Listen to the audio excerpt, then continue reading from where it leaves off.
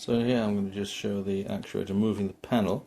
If I pan around to my computer screen, you can see this is called MQTT Spy, the program, which allows me to send messages to various devices. Now if you can see here, that's Solar Tracker 1, message 2, actuator 1, and that number -100 means full speed moving the panel down, or rather down, but the actuator down, but pointing more to the sky. So if I click on publish,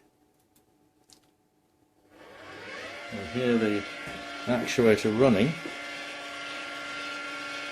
and it's very slow, only moves at 5 mils per second, but it's perfect in fact, because we don't need to move it any faster.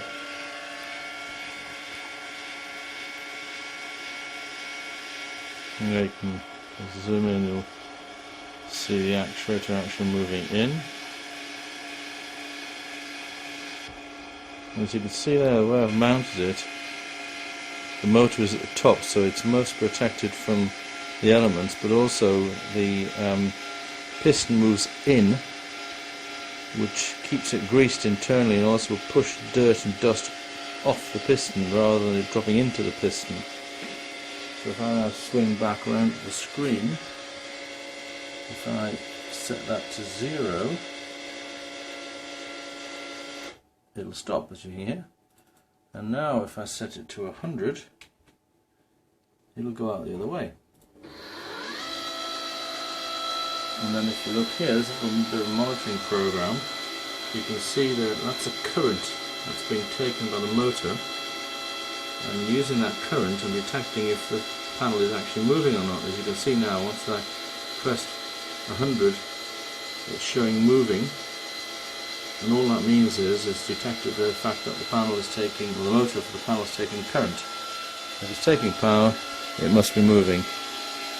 And then once it reaches the top, which will happen in a few seconds, there's a micro switch inside the linear actuator which stops it overextending and stripping the motor and gears.